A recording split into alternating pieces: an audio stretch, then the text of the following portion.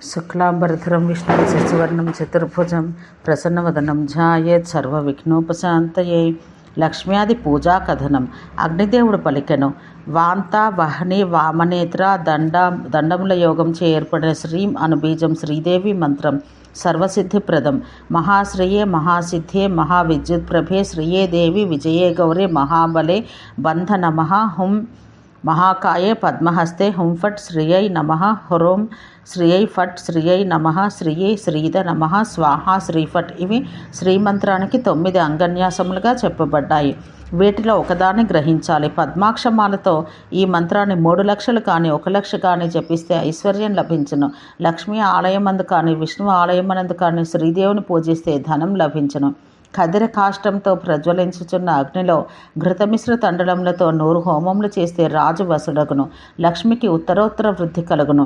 శ్రీమంత్రంతో అభిమంత్రించిన సర్షప జలంతో స్నానం చేయగా సకల విధ గ్రహబాధలు నశించును. 1 లక్ష బిల్వ ఫలముల హోమం చేసిన లక్ష్మి లభించును. ధనవృద్ధి కలుగును.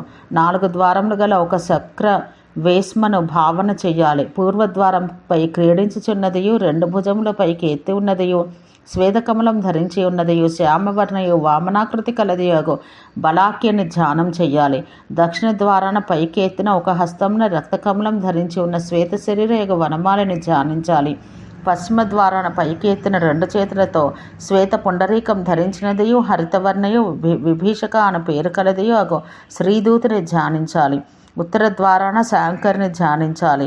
చక్రవేశ్మ మధ్యాహ్న అష్టదళ కమలం నిర్మించి దాని దళములపై వరుసగా శంఖ చక్ర గద పద్మాలను ధరించిన వాసుదేవ సంకర్షణ ప్రద్యుమ్నుని అనిరుద్ధులను ధ్యానించాలి. వారి శరీర కాంతి వరుసగా అంజన దుగ్ధ కేసర సువర్ణములతో సమానం. వీరు సుందర వస్త్రాలంకృతులు. ఆగ్నేయాది దళములందు గుగ్గులు కురంటజ దమక సలిలులు అన్న దిగ్గజములను భావన చెయ్యాలి. ఈ దిగ్గజంలో స్వర్ణ కలశములను ధరించి ఉండను.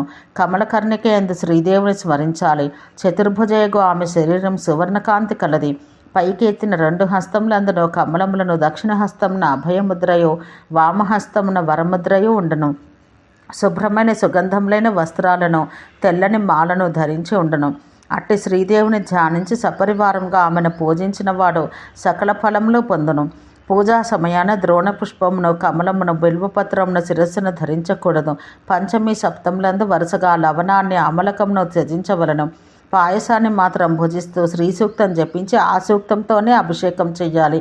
ఆవాహనాది విసర్జన పర్యంతము అన్ని ఉపచారములను శ్రీ సూక్త రుక్కులతోనూ చేసి ధ్యానపూర్వకంగా శ్రీదేవుని పూజించాలి. బిల్వ ఘృత కమల పాయసమును కలిపి కానీ వేర్వేరుగా కానీ లక్ష్మిని ఉద్దేశించి హోమం చేయవచ్చును. ఈ హోమం లక్ష్మీ ప్రాప్తికి మంచిది. విష హి మజ్జ కాల అగ్ని అతి నిష్ఠ ని స్వాహ. ఇది మహిషమర్ధిని అష్టాక్షర మంత్రం. ఓం హ్రీం మహామహిషమర్ధిని స్వాహ. ఇది మూలమంత్రం. మహిషమర్ధిని మహిష శత్రం భ్రామయ. ఓం హ్రూం ఫట్ మహిషం హేషయ హేషయ మహిషం హ్రేషయ హ్రేష హ్రుం మహిషం హనహన దేవి హ్రుం మహిషని శూదని ఫట్. ఇది అంగసహితమగు దుర్గా హృదయం. సర్వకార్య సాధకం. పీఠంపై అష్టదళ కమలంపై దుర్గాదేవిని ఈ కింది విధంగా పూజించాలి. ఓం హ్రీం దుర్గే రక్షణ స్వాహ. ఇది దుర్గా మంత్రం. అష్టదళ పద్మంపై దుర్గా వరవర్ణిని ఆర్య కనకప్రభ కృత్తిక అభయప్రద కన్యక స్వరూప అను శక్తుల ఆద్యక్షరములకు బిందువు చేర్చి ఆ బీజమంత్రములతో కూడి నామమంత్రములతో పూజించాలి. చక్ర శంఖ గద ఖడ్గ బాణ ధనుష్ అంకుశ కీటములను కూడా పూజించాలి. అష్టమ్యాది తిథులందు లోకేశ్వరి దుర్గను పూజించాలి. ఈ దుర్గోపాసన పూర్ణాయుర్దాయాన్ని లక్ష్మిని యుద్ధం నందు జయమును ఇచ్చును. వశం చేసుకునవలసిన వాని నామం చేర్చి ఈ మంత్రంతో తిలహోమం చేయువాడు వశం చేసుకొనును. కమల హోమం చే విజయం లభించును. శాంతి కోరువాడు దూర్వా హోమం చెయ్యాలి. పలాస సమిధులచే పుష్టి కలుగును. కాకపక్షంలో హోమం చేస్తే మారణ విద్వేషణ కర్మలు సిద్ధించును. ఈ మంత్రం సకల గ్రహ క్షుద్ర భయ ఆపదలు నశింపచేయును. ఓం దుర్గే దుర్గే రక్షణ స్వాహ.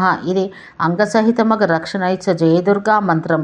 శ్యామాంగియు త్రినేత్రియు చతుర్భుజయు శంఖచక్ర శూల ఖడ్గధారిణియు రౌద్ర రూపిణియు అగు రణచండి నేని అని ధ్యానం చెయ్యాలి. యుద్ధ ప్రారంభాన ఈ జయదుర్గా మంత్రం జపించాలి. ఖడ్గాదులపై దుర్గా పూజ చేస్తే విజయం లభించును. యుద్ధం నందు ఓం నమో భగవతి జ్వాలామాలని గృధ్ర గణ పరివృతి చరాచర రక్షణ స్వాహ అను మంత్రం జపించాలి. విజయం లభించును. త్వరిత పూజలు ధ్యానాదిక విధులు. అగ్నిదేవుడు పలికెను, త్వరిత విద్య యొక్క అంగములు భుక్తిముక్తి ప్రదాయకములు, వాటిని చెప్పేదను. ఓం ఆధార శక్తి నమః మొదలు అస్త్రాయిఫట్ నమః వరకు చెప్పినవి అంగన్యాస మంత్రాలు. ఓం త్వరిత విద్యాం మొదలు ప్రచోదయాత్ వరకు త్వరిత గాయత్రి పిదప పీఠమందిలి కమలకర్ణిక యొక్క కేసరం నందు ఈ కింది అంగదేవతలను పూజించాలి.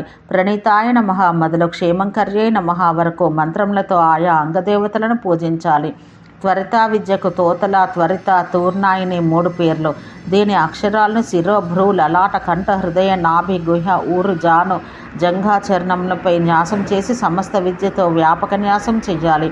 ఈమెను పార్వతి, శబరి, ఈశ, వరద, భయహస్తిక, మయూర వలయ, పిచ్చమౌలి, కిసల, యాంసిక, సింహాసనస్థ, మయూర బర్హఛత్ర, సమన్విత, త్రినేత్ర, శ్యామల, దేవి, వనమూల, విభూషణ, విప్రాహి, కర్ణాభరణ, క్షత్ర, కేయూరభూషణ, వైశ్య, నాగ, కటిబంధ, వృషలాహీకృత నూపురాను రూపంను ధ్యానించి 10,000 జపం చెయ్యాలి.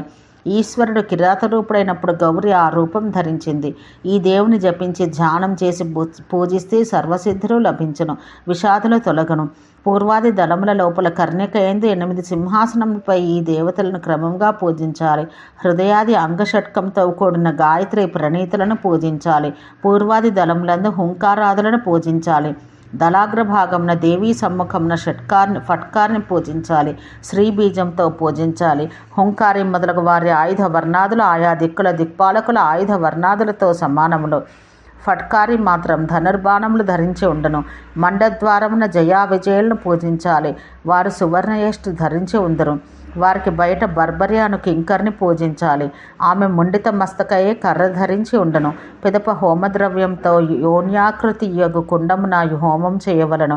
తెల్లని ధాన్యమును హోమం చేస్తే సువర్ణము, గోధూమల చేత పుష్టి సంపదలు, యవధాన్య తిలలచే సర్వసిద్ధి ఈ తినాసనములు కలుగును. అక్షములతో హోమం చేస్తే శత్రువుకు ఉన్మాదం, సాల్మలి బీజములతో మారణం, జంబూ ఫలములతో ధనధాన్య ప్రాప్తి, నీలోత్పలములతో తుష్టి, రక్తోత్పలములచే మహాపుష్టి, కుందములచే అభ్యుదయం కలుగును. మల్లికా పుష్పములు హోమం చేస్తే నగరంన క్షోభ కలుగును. కుముదములచే జనప్రియత్వం లభించును. అశోక కుసుమాలచే పుత్రప్రాప్తి, పాటలా పుష్పములతో ఉత్తమాంగన ప్రాప్తి, ఆమ్ర ఫలములతో ఆయుర్దాయం, తిరులచే లక్ష్మి, బిలువలచే ఐశ్వర్యం, చంపకములచే ధనము కలుగును. మధుక పుష్ప బిల్వ ఫలములు కలిపి హోమం చేస్తే సర్వజ్ఞత్వం లభించును. త్వరిత మంత్రం 3 లక్షలు జపము, హోమధ్యాన పూజలు చేస్తే అభిలషిత ఫలం లభించును. మండలములపై త్వరితాదేవుని అర్చించి త్వరిత గాయత్రితో 50 హోమములు ఇవ్వవలను. పిదప మూలమంత్రంతో పల్లవములు 300 హోమములు చేసి దీక్షాగ్రహణం చెయ్యాలి. దీక్షకు పూర్వం పంచగవ్య ప్రాసన చెయ్యాలి. దీక్షా సమయాన చరువు మాత్రమే భుజించాలి. త్వరిత మూలమంత్ర వర్ణనం. అగ్నిదేవుడు పలికెను, భుక్తిముక్తి ప్రథమకు మరియొక త్వరితా విద్యను చెప్పేదను. ధూళిచే నిర్మించబడ్డది, వజ్రచిహ్నంచే ఆవరించబడినది ఒక భూపుర మండలాన్న త్వరితాదేవిని పూజించాలి. ఆ మండలంలో యోగపీఠంపై కమలం నిర్మించి మండలం యొక్క పూర్వాది దిక్కులందు విదిక్కులందు వజ్రచిహ్నమును, మండలం లోపల వీధి ద్వారం, శోభ, ఉపశోభ మొదలగు వాటిని రచించాలి. దాని లోపల త్వరితాదేవిని భావన చెయ్యాలి. ఆమెకు 18 భుజములుండను. ఎడమకాలు సింహం వీపుపైనను, కుడికాలు దానికి రెట్టింపు ఆకారంతో పాదపీఠం అందు ఉంచబడి ఉండను. ఆమె నాగమయ అలంకారంతో అలంకరించబడి ఉండను. కుడివైపున ఉన్న హస్తాల్లో క్రమంగా వజ్రదండ, ఖడ్గ, చక్ర, గద, శూల, బాణశక్తి, వరద ముద్రలు, ఎడమ పక్కన ఉన్న చేతిలో ధనుహు, పాస, శర, ఘంట, తర్జని, శంఖ, అంకుశ, అభయ ముద్ర, వజ్రాయుధములు ధరించి ఉండను. ఆ దేవుని పూజించుటచే శత్రువులు నశింతురు. అవరేగా రాష్ట్రమును జయించగలుగును. దీర్ఘాయుర్దాయవంతుడై రాష్ట్రైశ్వర్యాన్ని పొందును. ఓం శాంతి శాంతి శాంతి.